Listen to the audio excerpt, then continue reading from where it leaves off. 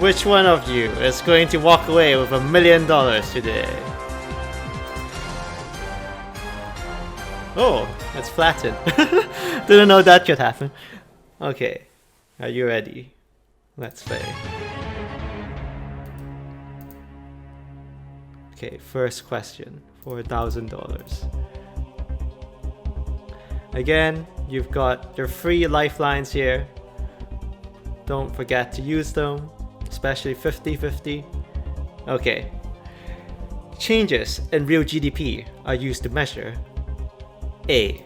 Inflation. B. The level of employment. C. Economic growth. D. The distribution of income. So, I shall give you 10 seconds to take your pick. Once you're ready, you can pop it into the chat. I can see a very quick answer from Jay Wu and Warda as well. Okay, 5 more seconds.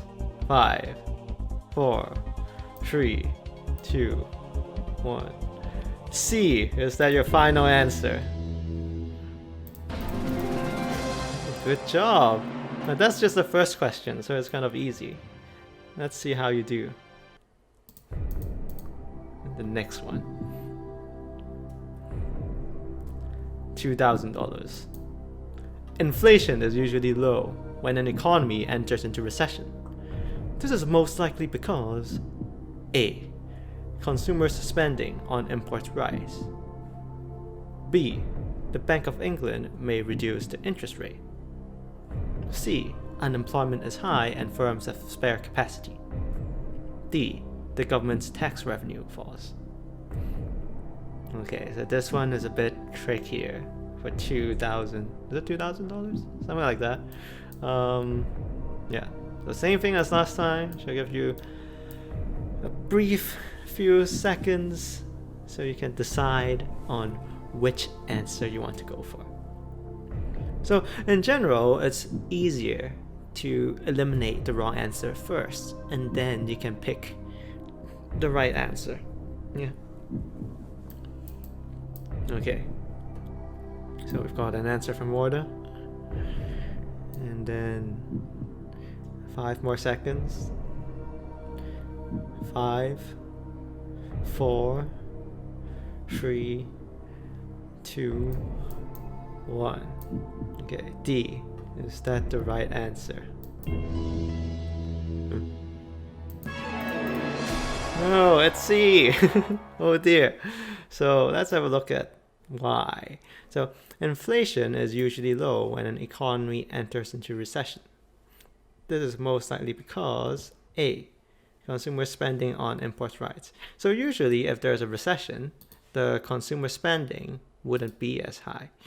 That's because everyone is having lower incomes in a recession, right? So people are unemployed, people are poor, and we won't buy stuff from overseas, so it wouldn't be A. B, Bank of England may reduce the interest rate. Reducing the interest rate would actually increase inflation because it kind of helps stimulate and grow the economy. So you guys would learn, if you're not familiar, you would learn a bit more about that later on in the course. Okay, D, the government's tax revenue falls.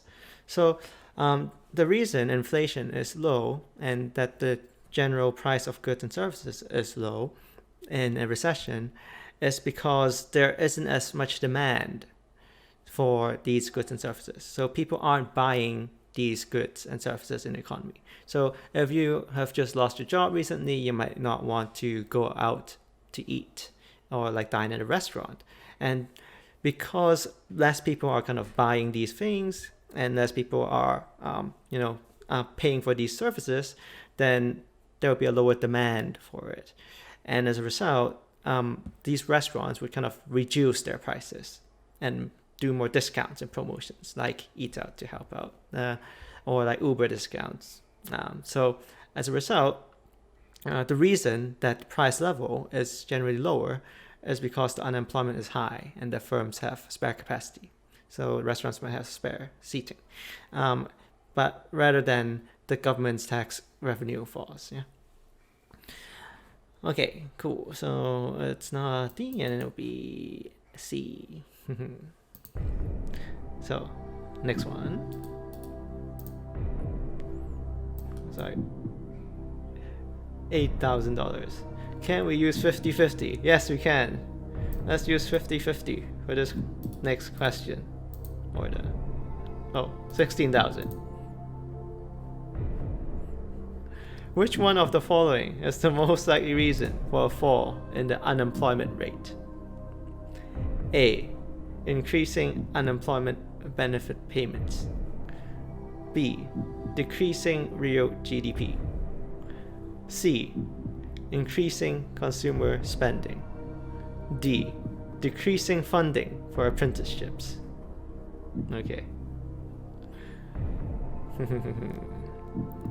Let's see if we'll get it. So let's use 50-50 on this question since we've suggested. So let me just get my pointer out. Most signs for a fall in the unemployment rate. So the key thing here is a fall in the unemployment rate. Yeah. So I can tell you that it's not D. And also, fall in unemployment, it's not A as well. So that's 50-50, one of your lifeline used. So you've got to choose between B and C. Okay, so I shall give you 5 seconds. 5, 4, 3, 2, 1. Okay, C, is that the right answer?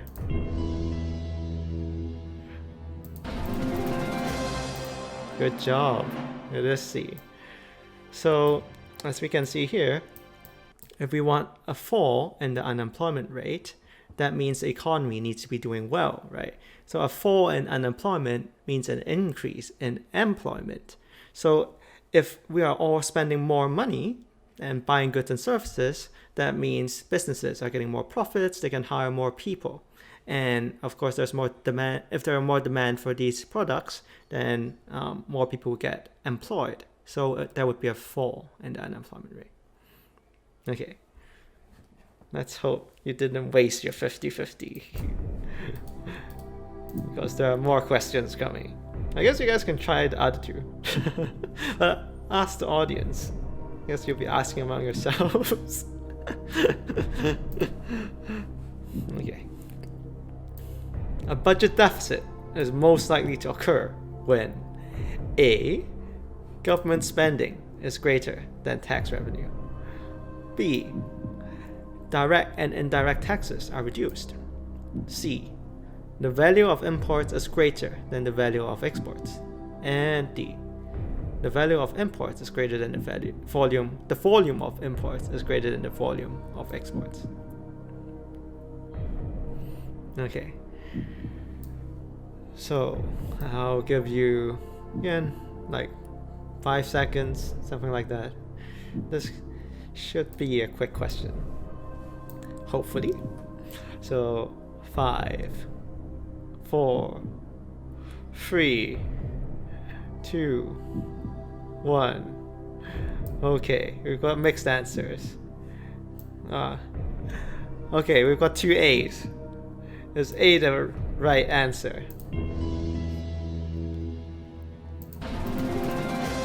Yes, it is A. Okay, so make sure that we don't mix up a budget deficit with a current account deficit. So a lot of students tend to make that mistake because they both have the word deficit in it. So a budget deficit is when the government is spending more money than they're making in that particular year. Yeah, so that's why government spending is greater than tax revenue. Whereas for C, it would be for a current account deficit. So a current account deficit means that we're importing more than we're exporting. Direct and indirect taxes doesn't really matter that much. I would say that A would be the most relevant. And again, D we're talking about the volume, which again would be irrelevant.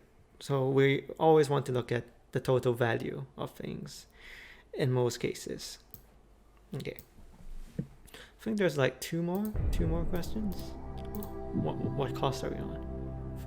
500K? $500K. I think in the game you can actually walk away with 500K instead of like risking it all and getting nothing. But don't walk away. Yeah. Because we're testing your knowledge. Okay. All other things remaining the same, which of the following would directly increase the size of the UK's national debt? An increase in A. Mortgage borrowing from UK banks, B. Overseas lending to UK firms, C. The UK government's budget deficit, or D. The UK's current account deficit.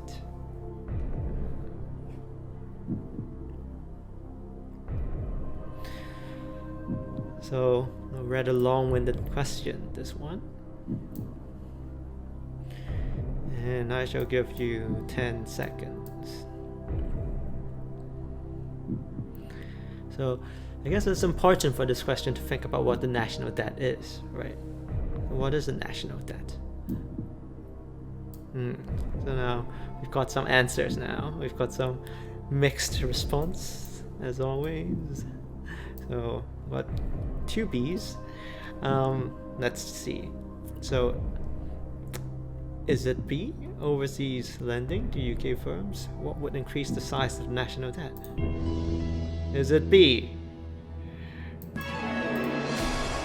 Unlucky. So it's actually C.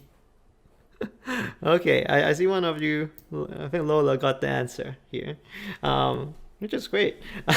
So don't worry too much about A and B because you haven't been learning a lot about it and we haven't really covered it. But so the national debt here, what the national debt means is the total amount of money that the government owes. Yeah.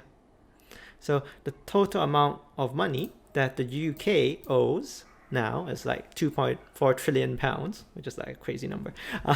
So that's the national debt. So now we know what national debt is. In order to increase the size of it, then if the government runs another budget deficit, so if the government spends more than what they earned this year, then that would add on to the national debt, right? Because when the government is spending more than that they're earning through taxes, that means they must be borrowing more money. So as a result, that additional borrowing means they are increasing the national debt. So A and B, so like UK banks and UK firms are not relevant because the borrowing from the mortgage borrowing from UK banks means that people like you and me are like buying more houses, and we would be incurring the debt, but not the government. So it's not the national debt. Same here, overseas lending to UK firms, that would be irrelevant because it's we're lending it. Overseas banks lending to UK businesses doesn't mean that it's lending to the government, the UK government. Yeah, so it's separate. And then current account deficit, again, that would be irrelevant. Okay, I think it's time for the $1 million question. Some suspenseful music. I really need to fix this. It's like 1.5 million. Okay. An economy has a current account surplus. Which of the following is likely to lead to a reduction of the surplus? A. Falling growth in the world economy. B. An increase in domestic productivity. C. A rise in international competitiveness of goods. And D. Increasing growth in the world economy. An interesting question for sure. The difference between being a millionaire and a hobo is in your hands. Oh, we've got some answers coming in right now. Okay. So again, for this question, we want to think about what would cause to a reduction of the surplus. So what is this? What is a current account surplus? A current account surplus is when we are exporting more than we're importing, right? So let's see. C. Is that the correct answer? Let's see.